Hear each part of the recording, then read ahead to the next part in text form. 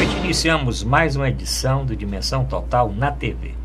Nosso programa tem a produção do jornalista Ronald Machado. Lembro no início do nosso programa o WhatsApp para o ouvinte encaminhar sua mensagem, aqui é Fortaleza 85999251122. Lembro também o nosso portal na internet, portal@arrudabastos.com.br. No nosso portal, o ouvinte, o telespectador pode rever qualquer um dos mais de 200 programas postados no site da TV+, tvmais.org. No nosso programa, voltando ao debate, o Dr. Manuel Fonseca. Dr. Manuel Fonseca é médico sanitarista, escritor, poeta e compositor. Também no nosso programa, mais uma vez, o Dr. José Maria Filomeno, ele é advogado e economista. E hoje nós vamos tratar, no primeiro bloco, da reforma da Previdência. Reforma da Previdência foi um projeto de lei da Câmara aprovado, projeto de número 38 de 2017, sancionado pelo presidente da República no dia 13 de julho e que entrou em vigor no último dia 11 de novembro. Vamos falar a respeito disso. Doutor Manuel Fonseca, em linhas gerais, o que é que o senhor fala a respeito dessa reforma trabalhista? A reforma trabalhista do governo Temer, ela veio principalmente para estabelecer a prioridade para o patronato, né? Ela veio tirando direitos adquiridos, inclusive, há mais de 40 anos, 50 anos na CLT, né? E prejudicando radicalmente a estabilidade no trabalho, prejudicando direitos adquiridos, inclusive de mulheres grávidas, prejudicando muito proximamente alguns profissionais chamados liberais, como os médicos. Então é uma reforma que atende aos interesses do capital, né, o capital, e prejudica os interesses da classe trabalhadora, não tem a menor dúvida.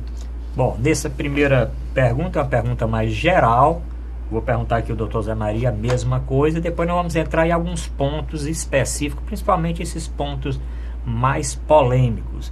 Eu tenho lido muito a respeito, tenho escutado muitos debates, nós vamos aqui também oferecer para o nosso telespectador opiniões diversas dessa reforma trabalhista. Doutor Zé Maria, e a reforma trabalhista? Olha, a reforma trabalhista, eu não tenho uma posição pré-fixada, não tenho uma posição política em relação à reforma trabalhista. Eu tenho uma posição crítica e técnica em relação aos diversos alterações que a reforma trouxe.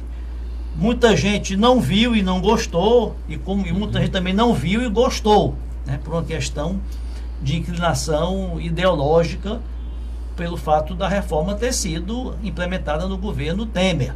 Agora, a reforma, em termos gerais, né, existem pontos positivos, dos quais eu sou de acordo, e existem alguns pontos que eu acho que são retrocessos, são riscos realmente para a desestabilização de certas garantias trabalhistas. Agora, em termos gerais, o que acontece?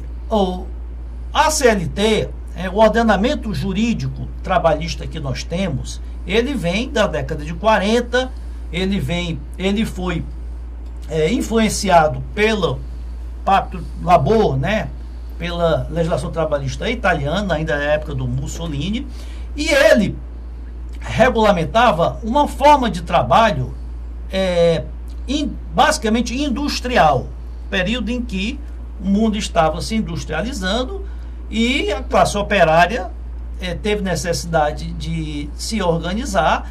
E o que acontece? Naquele sistema de turno de 8 horas, com intervalo para almoço, uma série de características, principalmente industriais.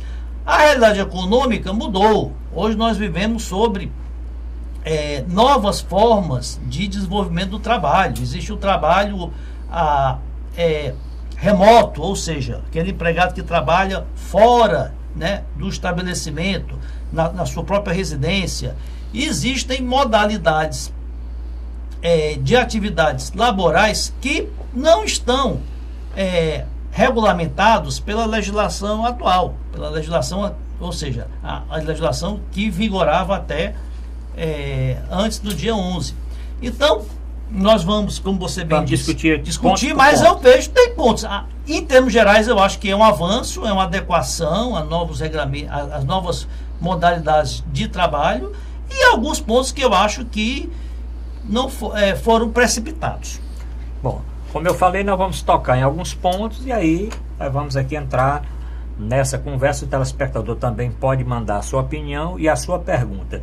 Doutor Fonseca, um primeiro ponto que causou muita discussão foi o fim do imposto sindical obrigatório, né? Imposto sindical obrigatório, muitos sindicatos tinham como sua renda principal este imposto. O que é que o senhor acha do fim do imposto sindical obrigatório e o que é que vai acontecer daqui para frente com uma boa parte dos sindicatos? O imposto sindical obrigatório, ele facilita a vida dos sindicalistas, mas também pode burocratizar a vida dos sindicalistas, né? Porque ele sabe que não precisa estar na base dele, né? Porque tem recursos financeiros, né, retirado automaticamente todo ano pelo imposto sindical. Nesse sentido, talvez force um pouco o sindicato a ir para a sua base, né? Porque ele tem que convencer a sua base de que ele está fazendo a coisa em defesa dele, né?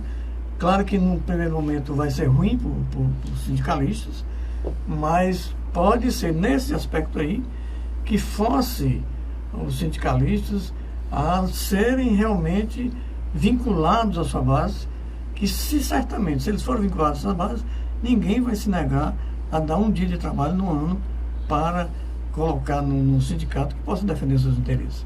Então, nesse sentido, talvez essa decisão tenha um lado ruim, porque já estava consolidado a questão do imposto sindical, mas tem um aspecto positivo nesse sentido, de forçar o sindicato a se vincular mais à sua base e aí ter mais força ainda, né? Porque se ele tiver agora vai ser o contrário, o sindicalista tem que dizer que quer descontar. Antes, se ele não quisesse descontar, ele teria que ir lá no sindicato e dizer, eu não quero que desconte. Agora inverteu, né? Ele era obrigatório, né? Estou falando que ele era obrigatório. Mas o sindicalista podia ir no sindicato e dizer que não queria que descontasse. Mas aí ele ficava em falta com esse item importante que era obrigatório, que era a sua contribuição sindical um dia. Quando você fosse trabalhar, muitas das vezes pediam e tal, né? Mas o doutor Fonseca tem razão, isso vai modificar realmente o perfil. E aí aqueles que lutaram para o fim do imposto sindical, pensando que a maioria dos sindicatos iam deixar de lutar, quer dizer, vai selecionar, né, doutor Fonseca? Com certeza. Selecionar aqueles sindicatos realmente que lutam pelos seus membros, né? Quer dizer, vai ser uma mudança realmente muito grande. E claro que outros que viviam desse imposto vão possivelmente ter muita dificuldade e até, quem sabe, ser extintos. Doutor Zé Maria. Eu concordo com o doutor Fonseca integralmente. O que acontecia no Brasil é que se criaram verdadeiros feudos, né? Esses sindicatos com a obrigatoriedade da contribuição, muitos, né? Principalmente aqueles sindicatos de categorias que com grande número de empregados, né, tinham arrecadações milionárias. Isso atraía um grupo a dominar o sindicato, né? Você tem sindicatos aí que são verdadeiras castas aí, passam inclusive empregam parentes e aplicam recursos financeiros que são muito pouco fiscalizados. Com a não obrigatoriedade, os sindicatos vão ter necessariamente se voltar para os seus filiados, se voltar para, né, os empregados, vão ter que prestar mais serviços, vão ter que prestar contas, vão ter que procurar obter mais vantagens, mais benefícios, né? E assim o empregado, sentindo o retorno do sindicato, né, vai se vai se sentir representado. O que acontece é que a grande maioria dos empregados não se sentia representado porque muitas vezes nem acesso tinha ao sindicato e muitas vezes, né, na grande maioria das vezes sentia que era o seu recurso, né, não lhe trazia nenhum proveito. Então, o Brasil tem 17 mil sindicatos. A previsão é que fechem aí 4 ou 5 mil com essa reforma no primeiro momento, né? Pra você ter uma ideia, a Alemanha tem menos de 100. Pois é. Vamos ver o que é que vai dar, mas isso gerou muita polêmica a ponto de muitos políticos que representam centrais sindicais terem negociado com o presidente Temer o envio de uma medida provisória ou de um projeto de lei procurando resgatar aí um tipo de imposto sindical. Mas isso vai ficar para nós discutirmos depois, caso o governo realmente encaminhe esta medida. Doutor Fonseca, e aquele do pactuado está acima do legislado? O que é que o senhor acha desta mudança também, que o que eu pactuar, o que o trabalhador pactuar com o patrão, ou que o sindicato pactuar, está resolvido, mesmo que seja diferente do que a lei diz? Isso é um risco muito grande, né? Porque a negociação, dependendo da força do sindicato ou não, o patrão pode impor o que quiser, né? Porque tem milhões de desempregados, né? Que é uma mão de obra desempregada, um exército de mão de obra desempregada, e que, dependendo da força, eles podem até pactuar uma coisa mais avançada, que eu acho muito difícil. Então, deixa para uma negociação direta, inclusive passando acima da lei, né, da lei trabalhista, no sentido de que a negociação é o que vale entre patrão e trabalhador, né? Então, praticamente a Justiça do Trabalho vai ficar um pouco escanteada, né?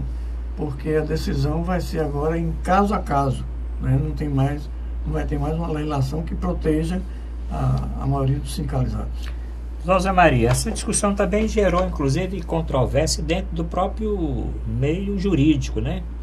A área de alguns delegados do Ministério do Trabalho, alguns advogados trabalhistas, criticando esta condição. O que é que o senhor acha do pactuado acima do legislado? Bem, olha, nós temos no Brasil uma cultura, né, do Estado regulamentar tudo, né, do Estado determinar como as relações devem se dar entre patrões, empregados, entre empresas e o governo. E temos a expectativa do governo prover tudo, né? Que o Estado tem que prover todos os benefícios, né? O avanço social. E o que ocorre? A reforma trabalhista, ela está flexibilizando de que patrões e empregados, em alguns temas, né, em alguns itens da relação trabalhista, possam, de comum acordo, mediante negociação, né, flexibilizar certas regras, né, ou adequar-se a certas regras, que não são todas, né. Então, eu vejo muita gente, de forma até leviana, dizer que o governo, a reforma trabalhista está acabando com todos os direitos, porque a negociação entre patrões e empregados pode passar por cima da lei. Não é bem assim. Certos pontos, certos direitos, inclusive constitucionais, não poderão ser objeto de negociação, né? Redução do salário mínimo, eliminação do 13º, férias, 1/3 das férias, né? Irredutibilidade salarial. Então, todos esses direitos, fundo de garantia, a multa de 40% de fundo de garantia. Então, nada disso pode ser objeto de negociação. Agora, por exemplo, intervalo intrajornada. Por que o Estado tem que determinar que o intervalo intrajornada, ou seja, aquele intervalo de almoço, tem que ser de 1 hora? Muitas vezes é benéfico para o empregado, dependendo da atividade, dependendo do tempo de deslocamento dele para a sua residência, que tem um intervalo menor, né? Jornada de trabalho, compensação de jornada de trabalho, o empregado poder trabalhar menos dias e folgar um dia a mais na semana. Então, são são pontos que podem ser flexibilizados melhor entre patrão e empregado. Agora, o que eu discordo, né, veementemente, é que a reforma ela permitiu para algumas situações o dissídio individual. O que é o dissídio individual? É quando o patrão negocia individualmente com o empregado, sem a interveniência do sindicato. Nesse ponto, eu acho que eu concordo com o doutor Fonseca, fica um desequilíbrio muito grande. Negociar empresa, um acordo coletivo ou um acordo entre sindicato e empresa já é difícil, muitas vezes. Imagine um acordo entre a empresa e cada um dos empregados. Nesse ponto, o dissídio individual, eu sou o contrário. Bom, doutor Fonseca, podemos continuar ainda nesse tema, mas eu queria colocar um tema que está gerando, acho que é um dos que está gerando mais polêmica, que é o trabalho intermitente. Inclusive, está postado no meu portal na internet, o telespectador pode ler esse artigo, inclusive um que eu escrevi, outro que eu postei, que fala a respeito do trabalho intermitente e as consequências no trabalho médico no Brasil. Não sei se o doutor Fonseca leu, mas eu queria saber a opinião do senhor com relação ao trabalho intermitente e com relação aqui a essa flexibilização que causou no início muita polêmica do almoço poder ser negociado e a cena, mas o trabalho intermitente, o que é que o senhor vê? Eu acho que, no geral, é claro que o Estado tem que regular a vida das pessoas. O Estado, ele não pode ser ausente, porque senão fica um capitalismo selvagem, exploração do homem pelo homem e tudo mais. Mas o trabalho intermitente é um negócio complicado, particularmente no setor médico, porque você trabalha como se fosse por hora, né? Mas tem que estar disponível, né? E ele só ganha pela hora. Atualmente é por plantão. Não, mas de repente não, a cirurgia vai durar 2 horas, né? Em vez de ele estar dando um plantão que possa vir 24 horas, mas ele só vai trabalhar 2 horas. 2 horas para da cirurgia. E recebe só por 2 horas. Isso quebra completamente a vida das pessoas, porque ele fica, né, segmentado. Tem um problema mais, é que ele tem que ser avisado 3 dias antes. Se por algum motivo ele não comparecer nesse dia, ele vai pagar uma multa correspondente a 50% do valor do que ele ganharia nesse período. Vamos supor que ele ganharia pela cirurgia R$3.000, por algum motivo ele não foi fazer a cirurgia, ele vai ter que pagar ao empregador R$1.500, né? Dentro de um mês. Aí tem um detalhe, né, doutor Fonseca, que é caso ele, tomando conhecimento, interessante, é a regulamentação também das informações via e-mail, WhatsApp e outros meios, né? Porque o patrão pode convocar ou avisar o médico, por exemplo, ou outro profissional qualquer, que vai precisar dele daqui a 3 dias. E quem receber essa notificação, vai lá, que é o Vicente, vai gravar o nosso programa, ele tem que dar resposta em 24 horas. Caso não dê, é considerado como uma resposta negativa. Se ele não der, é porque ele não quer. Se ele disser, tudo bem, eu vou, e aí tiver algum problema que ele não comparecer, aí sim tem a incidência desta multa, que é 50%, que ele vai ter que pagar ao patrão. Interessante, sim, só ficou fora do trabalho intermitente os aeronautas. Porque tem uma regulamentação própria, né? Mas realmente eu me debruçando com relação a como os médicos são remunerados hoje, aliás, médicos, tem outros profissionais também da área da saúde, profissionais liberados, já eram professores e advogados também, né? Eu acho que isso vai gerar, doutor Zé Maria, uma polêmica muito grande. Acho que vai ter que ser regulamentado. Essa questão dessa hora vai ter que ser regulamentada. Porque você diz, não, mas um profissional pode ter quantos contratos queira intermitente. Tudo bem, o médico pode ter 50 contratos intermitentes. Mas ele vai ser chamado, provavelmente, num feriado, no final de semana, né? E vai ser para aquele horário de maior movimento. Se o médico tinha um contrato que ele ganhava X no mês, porque ele dava tantos plantões, agora ele não vai saber qual vai ser o seu salário no fim do mês. Ele vai saber que ele tem este vínculo que ele indo trabalhar, ele vai receber as horas trabalhadas, incluídas aí as férias, né? Férias proporcionais, com mais 1/3, mais outras verbas que tem aí. Se depois de 1 ano desse contrato, ele pode tirar férias. Mas interessante, né, doutor Zé Maria? Férias é o seguinte, ele não pode ser chamado. Olha, eu não conheço bem a realidade, a rotina do trabalho assim, dos médicos, né, como vocês que são profissionais da área. Agora, o que acontece? Aquilo que eu falei, a legislação trabalhista nossa, que vem da década de 40, ela está formatada para aquele tipo de trabalho tradicional, aquela jornada de 8 horas, de segunda a sexta, do comércio, que é habitual no comércio, na indústria, no serviço público, né? Agora, o mundo está mudando. Então, hoje você tem pessoas que trabalham remoto, trabalham de casa. O comércio hoje, eu até comentei isso na semana passada, esse comércio tradicional de rua, assim como o comércio até dos shoppings, ele tem perdido muito espaço para o comércio online, essas grandes empresas que vendem pela internet, pelo telefone. E os serviços também, você vê técnicos de informática, técnicos de eletrônica, profissionais liberais que não têm um emprego fixo, né? Aqui até vê mais, talvez ela não precise de câmeras diariamente, precise só determinados dias da semana, determinados horários quando ela vai gravar. Então os profissionais, eles podem ficar à disposição de vários empregadores, né? Agora, essa adequação, logicamente que o Brasil não tem essa cultura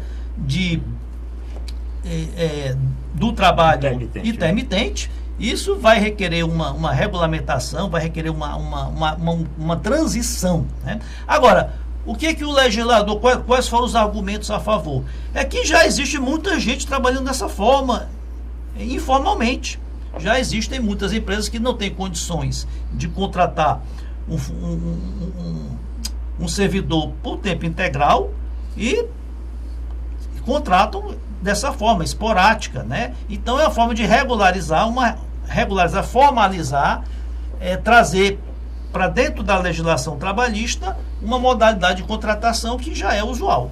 Pois é. Um problema, Zé Maria, é porque esses casos são excepcionais, assim, no sentido de que as relações de trabalho estão modificando. Mas tem algumas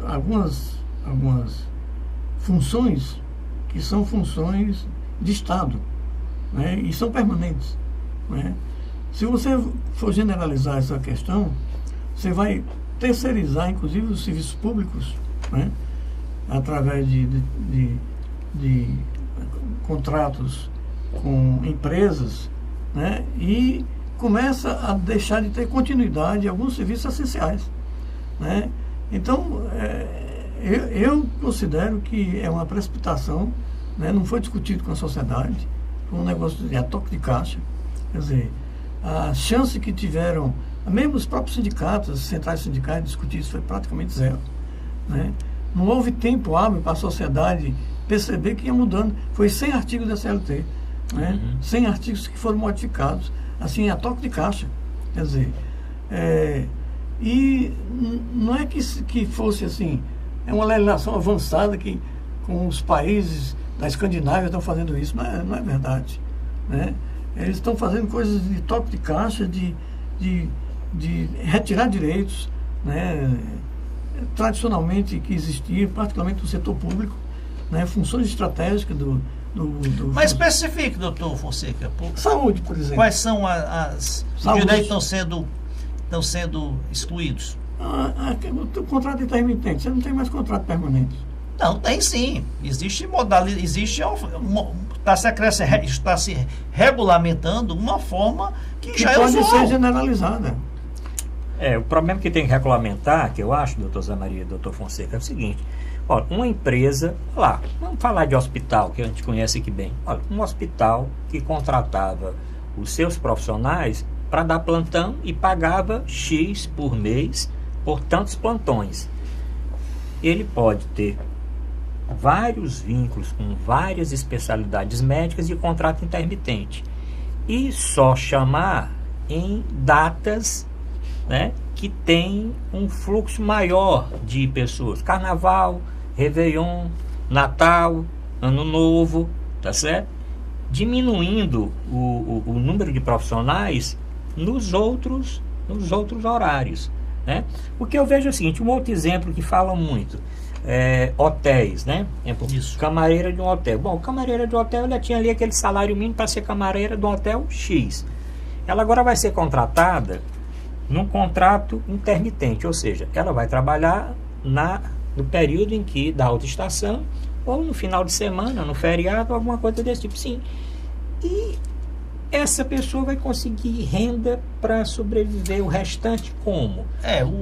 Porque os outros hotéis estão dentro do mesmo sistema. Ela vai ter que ser camareira e vai ter que arranjar alguma outra profissão, né, para poder completar aquele salário mínimo que ela diz. Porque as pessoas realmente não mudou nada em termos de fundo de garantia.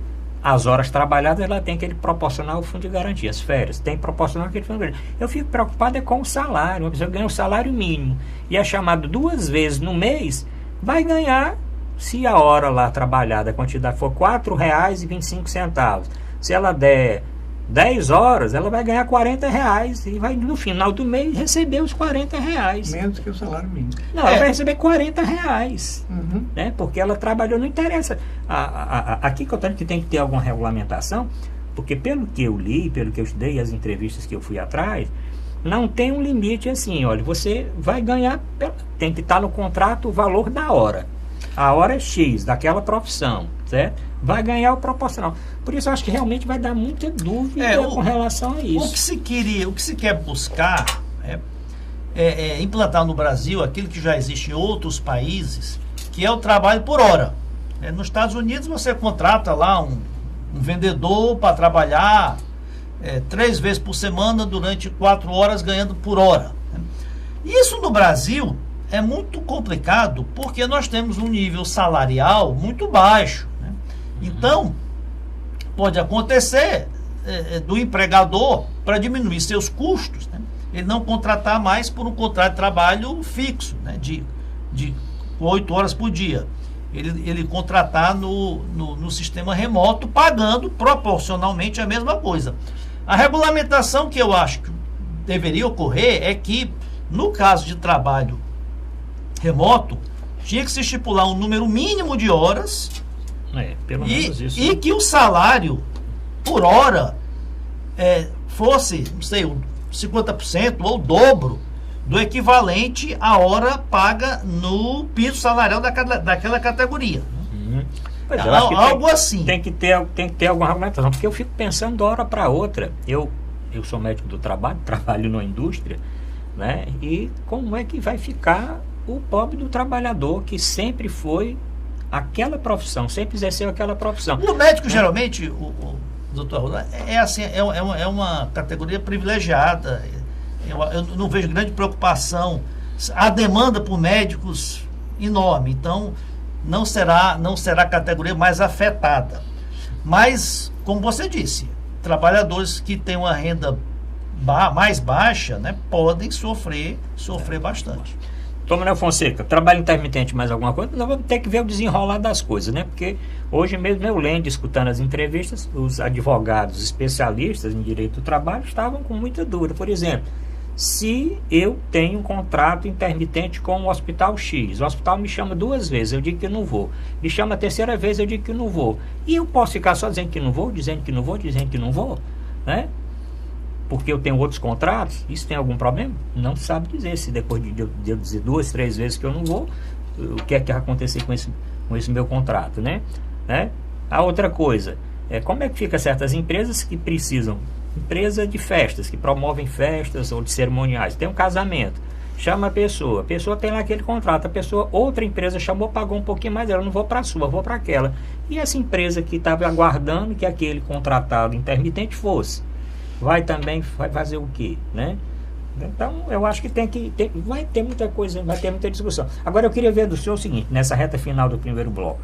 como é que fica a Justiça do Trabalho? Como é que fica o Ministério do Trabalho? Como é que vai ficar essa fiscalização? Porque eu escutei muita crítica, foi exatamente de advogados, trabalhistas e de promotores, né, do Ministério do Trabalho, dizendo, inclusive, que não iam cumprir, que iam orientar que a fiscalização continuasse no sistema antigo. Como é que fica isso aí? Porque tem aquele negócio também que eu andei vendo, de demissão consensuada, é uma outra coisa, demissão consensuada, eu chamo aí, olha, o olho está para fora, vai consensuar, reduz a multa, reduz não sei o que e tal. Como é que vai ficar a Justiça do Trabalho? Começando com a demissão consensuada. Porque nós temos que sempre, primeiramente, tentar entender o espírito da lei, né? Qual era a intenção do legislador. Só que muitas vezes o legislador tem uma intenção até positiva, mas na hora da aplicação da lei existem, se desvirtua, né? Se desvirtua. No caso aí do trabalho remoto. A intenção do legislador, eu imagino, é de regulamentar, formalizar certos profissionais que já trabalham dessa forma. Mas aí, na prática, o Brasil é o país do jeitinho, né? Pode-se pegar esse trabalho remoto, não, vamos pegar os empregados que trabalhavam por jornada fixa e, para reduzir custo, transformar em empregados por trabalho intermitente, desculpe, não remoto, intermitente. Né? Então, a Justiça do Trabalho continua igual. A Justiça do Trabalho continua com a sua competência para julgar os dissídios individuais e coletivos das relações tanto de emprego quanto de trabalho. Agora, o que altera na Justiça do Trabalho é que se está criando uma condenação por sucumbência para o empregado. Eu queria só falar condenação por sucumbência seria o quê? Quando eu entro com uma ação, quem perde a ação, em termos gerais, né, para os telespectadores entenderem, quem entra na justiça e perde a ação, tem que pagar as custas e os honorários do advogado da outra parte.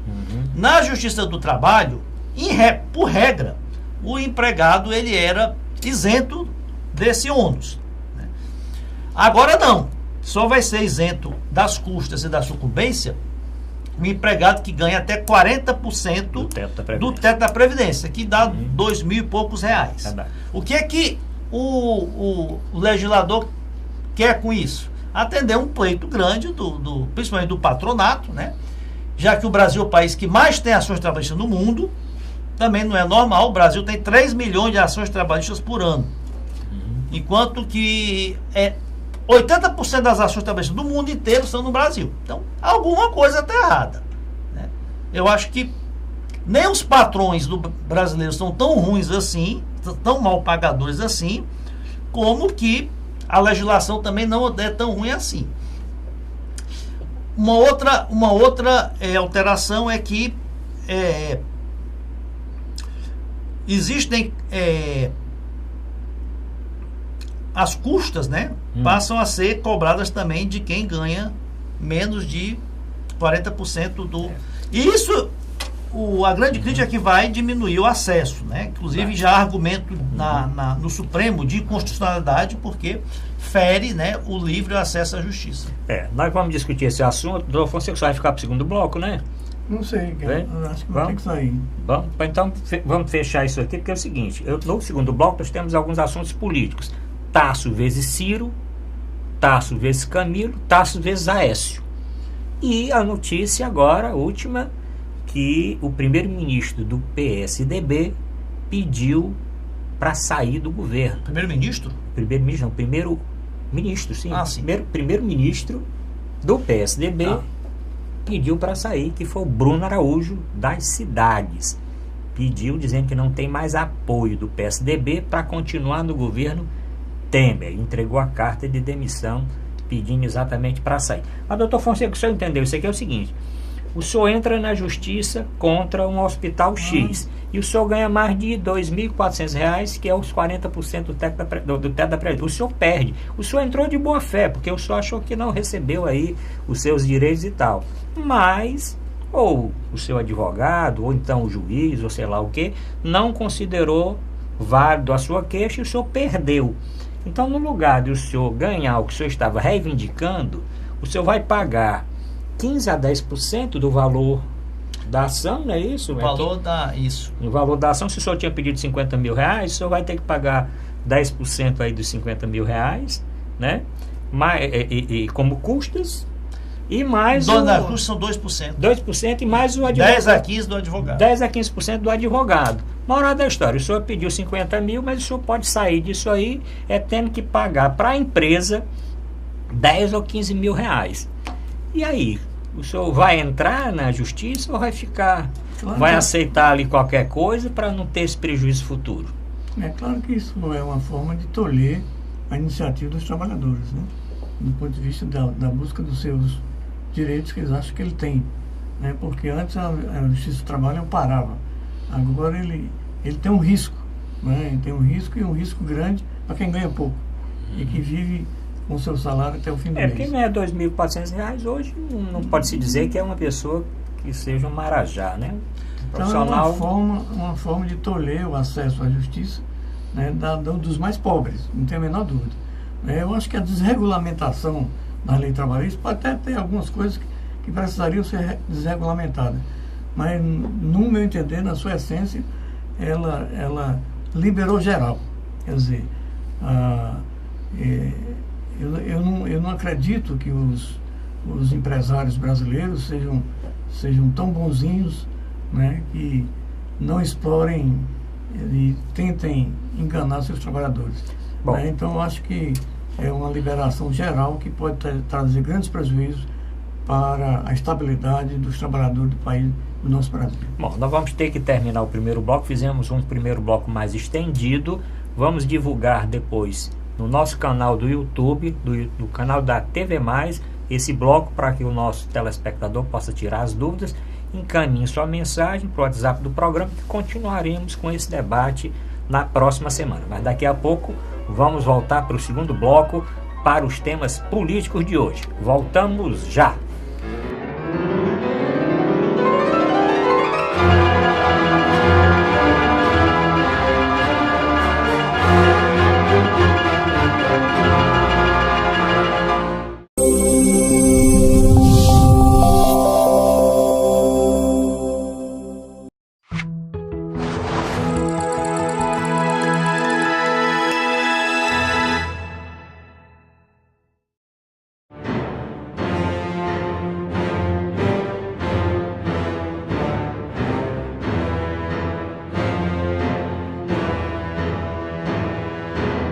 Voltamos a apresentar Dimensão Total na TV. Nosso programa tem a produção do jornalista Ronald Machado.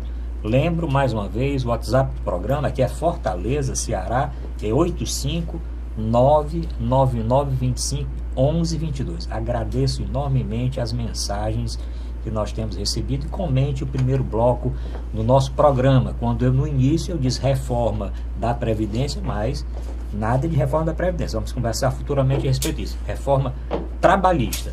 Neste segundo bloco, lembrando mais uma vez só o portal da internet, portal.arrudabaixo.com.br.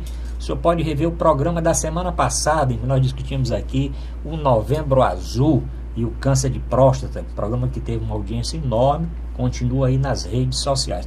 Mas, doutor Zé Maria, essa semana nós tivemos o Aécio Neves, senador, voltou para a presidência do PSDB e tirou o senador Tasso Gereissati. O senador Tasso Gereissati, numa entrevista, falou que o governador Camilo é mandado pela oligarquia dos Ferreira Gomes. O Ciro disse que a oligarquia era do Tasso e relembrou aí o caso do BEC, coisa antiga do BEC, e aqueles empréstimos para amigos e tal, ficou um negócio meio assim. E agora, no final, ultimamente, a saída do PSDB, pelo menos do primeiro-ministro do PSDB, do governo Temer. Vamos falar da posição do PSDB e essa briga pela presidência do partido. O Aécio Neves, tirando o Tasso Gereissati da presidência e colocando o ex-governador de São Paulo, Roberto Goldman, para presidir o partido. Bem, doutor Arruda, o PSDB é um partido claramente dividido hoje. Você tem uma ala do partido está claramente contra o governo Temer, que não quer se vincular às mazelas, às denúncias de corrupção, tudo que tem envolvido aí o governo Temer.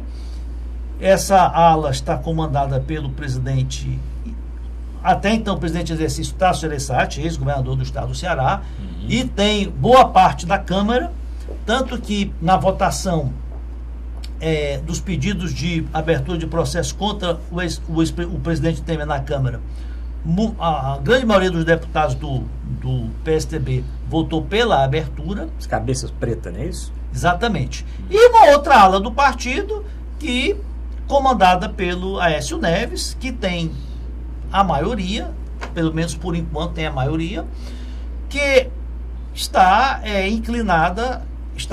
está totalmente comprometida em apoiar o governo Temer. Esses aí são os que estão envolvidos, principalmente na Lava Jato. Você tem o próprio Aécio Neves, você tem o governador, o Serra, ex-governador de São Paulo, o José Beto Richa, governador do Paraná, o Marconi Perillo, sim, governador de Goiás, que é candidato a presidente, junto com o Tasso.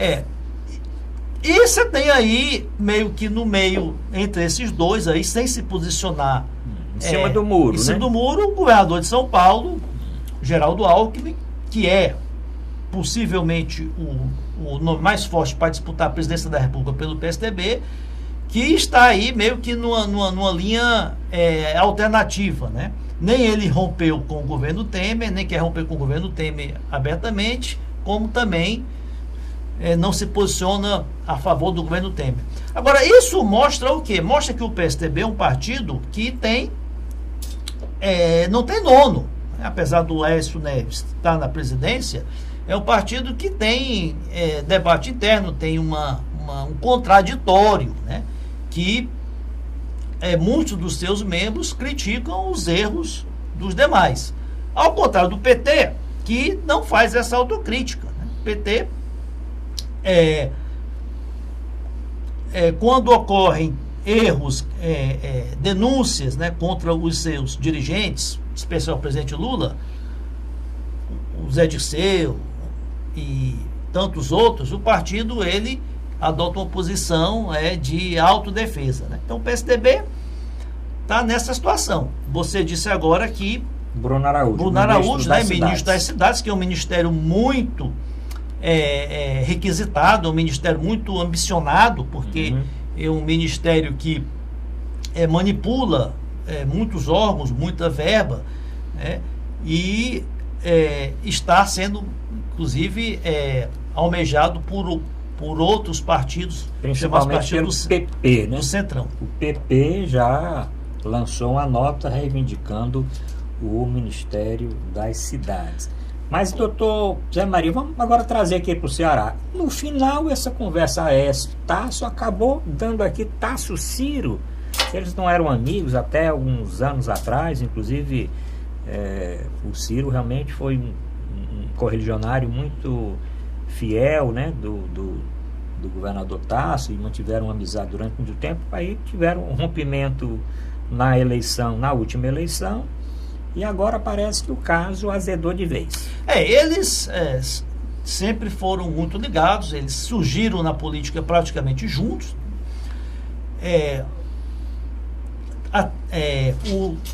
Como você bem disse, Ciro Gomes foi o primeiro líder na Assembleia Legislativa do governador Tasso Gereissati, em seu primeiro mandato em 86. Depois foi apoiado pelo Tasso para prefeito de Fortaleza, para governador, né? E mantinham essa aliança política no estado do Ceará, mesmo depois que tomaram rumos opostos na política nacional. Houve um momento em que o Ciro Gomes desligou-se do PSDB, foi primeiramente para o PPS, candidatou-se à presidência, depois apoiou o governo Lula, mas em termos locais mantinham-se aliados, até o momento em que houve aquela ruptura, acho que em 2010, quando os Ferreira Gomes, o Ciro e o Cid, não apoiaram a reeleição do Tasso Gereissati para o Senado, né? Submeteram-se aí a pelo que se comenta, a determinação do ex-presidente Lula em não apoiar o Tasso. De lá para cá, houve essa distensão entre os dois, entre Tasso Gereissati e seus antigos pupilos, né, Ciro e Cid. E essa discussão, ela nada mais é do que um reflexo, né, dessa distensão, dessa ruptura, né, desse distanciamento em que eles tomaram.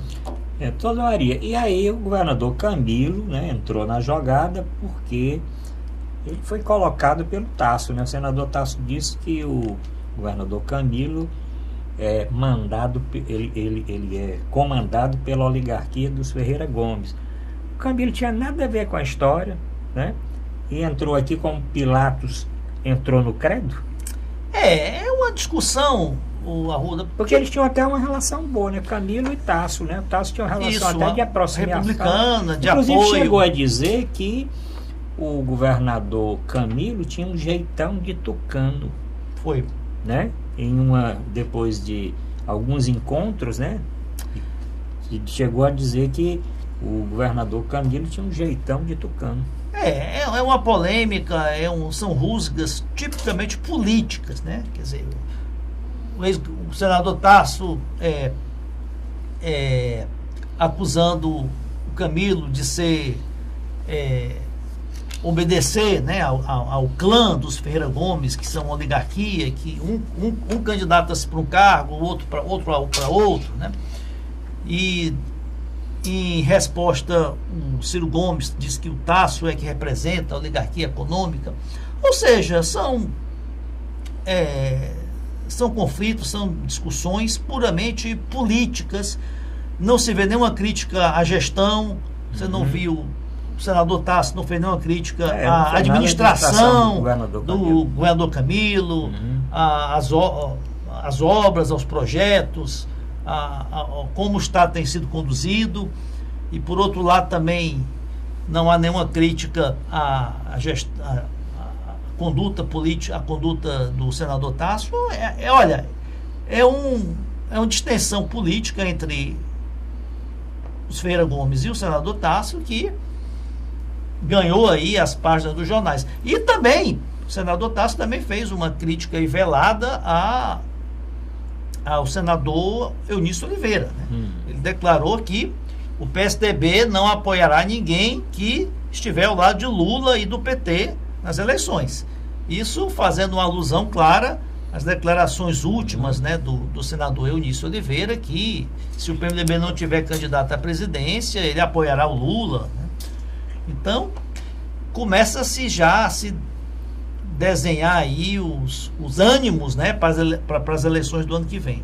Seria exatamente aqui o próximo tema que um ouvinte aqui encaminhou, querendo saber assim, se essa discussão toda nacional, essa discussão agora em termos de Tasso, de Ciro, candidatura de Ciro a presidente e a nova candidatura de Camilo ao segundo mandato, se isso aí e mais essa declaração do Eunício, como é que vai ficar essa articulação? Porque o que se conversava até pouco tempo era ter uma chapa de oposição em que uniria Tasso e Eunício e mais aqueles partidos que estão fora do governo.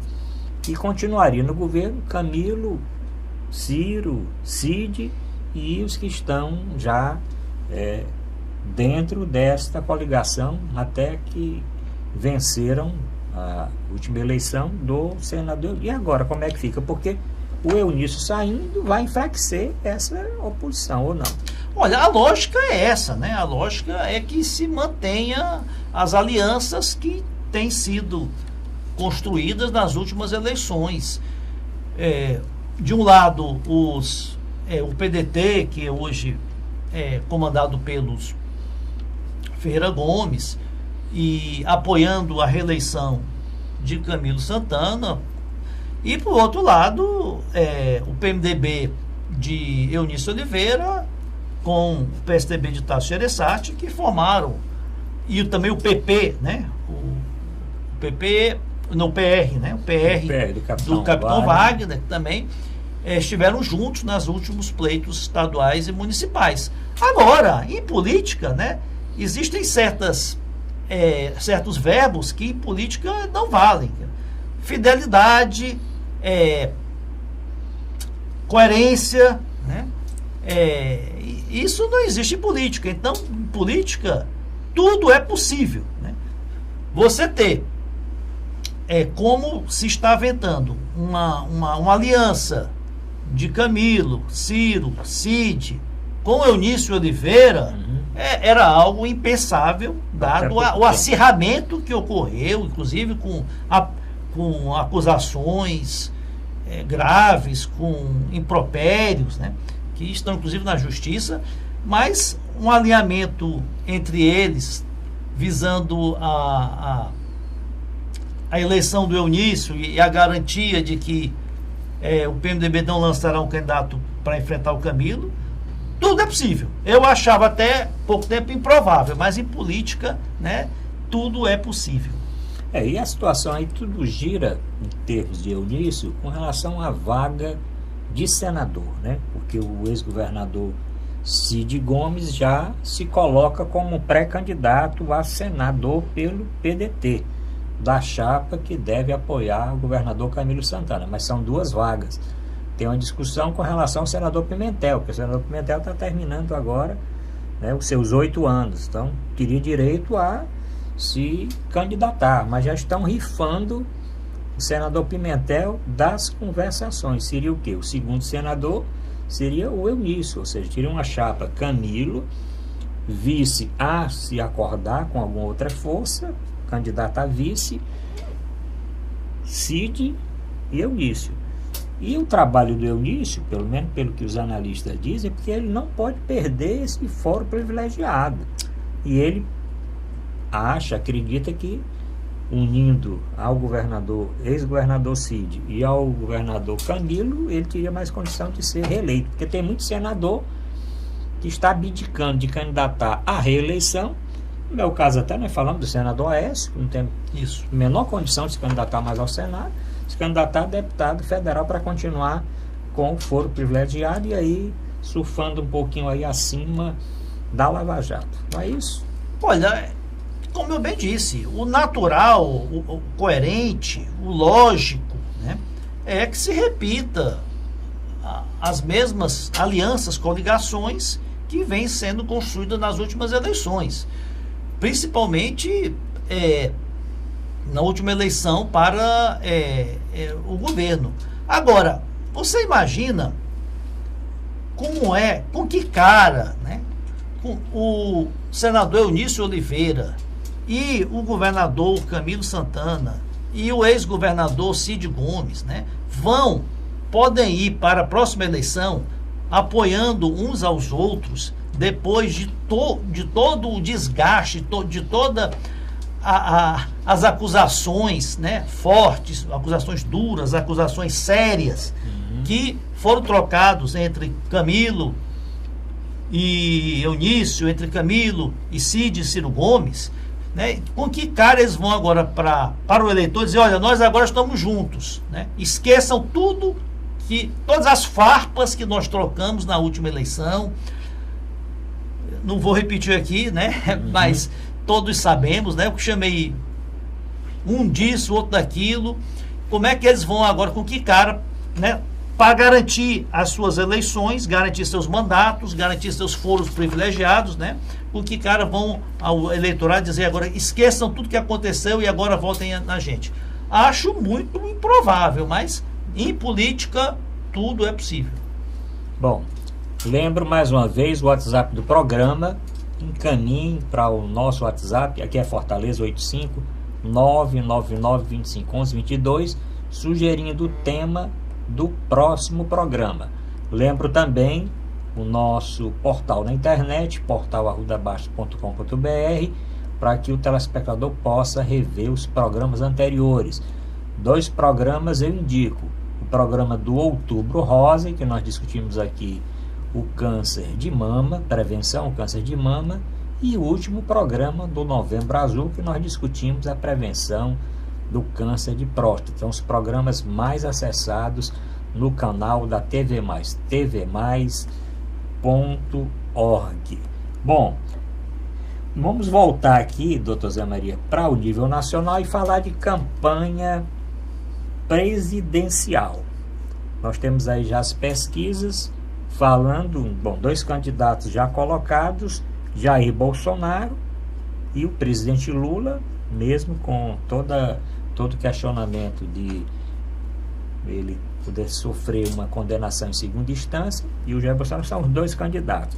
O senhor citou o PSDB, em dúvida, porque até pouco tempo também o Dória se colocava, o governador de São Paulo, como possível candidato. O Aécio, até o problema das gravações, das filmagens, da delação da JBS, também era um possível candidato, porque foi o candidato que perdeu por poucos votos a última eleição presidencial.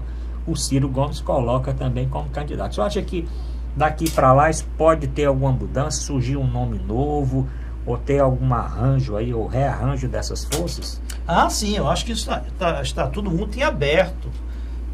Buscam-se nomes aí para disputar a eleição presidencial, mesmo porque os setores importantes da sociedade, setores organizados, principalmente do meio empresarial, da classe média, da imprensa, né, entendem que chegou a vez de um nome alternativo, alguém fora da política, né? E todos esses escândalos aí da Operação Lava Jato, todos esses escândalos que expuseram aí esse mar de lama aí na política, tirou a credibilidade dos políticos tradicionais. Então, no início, até bem pouco tempo, a bola da vez era o prefeito de São Paulo, né, João Dória, como uma pessoa que vem do meio empresarial, tinha uma imagem de bom gestor e já começou a viajar o Brasil inteiro como um possível candidato, mas parece que ele já caiu muito nas pesquisas, ele já está desgastado até em São Paulo, e agora aventa-se a possibilidade da candidatura do apresentador Luciano Huck. Luciano Huck, tinha colocado aqui para o senhor falar do Luciano Huck. Diz que já está em negociações com partidos, já está se PPS, mobilizando, né? Já está encontrando com empresários, com economistas. Acho muito improvável uma candidatura dele se viabilize, né? E ele, pelo que a imprensa colocou no último final de semana, a Globo está dizendo que se ele se candidatar... Deu ultimato aí. Ou ele fica... A Globo realmente tem isso, já fez isso com outros artistas do seu elenco lá, né? Olha, aqui é o seguinte, aqui você trabalha aqui, mas vai para a política, deixe aqui. Então é o seguinte, em termos das candidaturas dos partidos tradicionais, Lula é uma incógnita, ninguém sabe a questão jurídica do Lula, se ele vai estar elegível ou não, né? Por enquanto é o líder disparado nas pesquisas, mas vai depender do julgamento dele no TRF, vai depender da justiça, como ela vai se pronunciar. E outras candidaturas também estão abertas. Marina Silva, não se sabe se ela vai realmente se candidatar. Quem será o candidato do PSDB? Acho que tudo indica que será o governador Geraldo Alckmin, porque não vejo outro nome com a força, com a tradição, com o peso que possa superar o Geraldo Alckmin. O Ciro Gomes, aqui nosso cearense, já tem uma candidatura posta, deve ser candidato.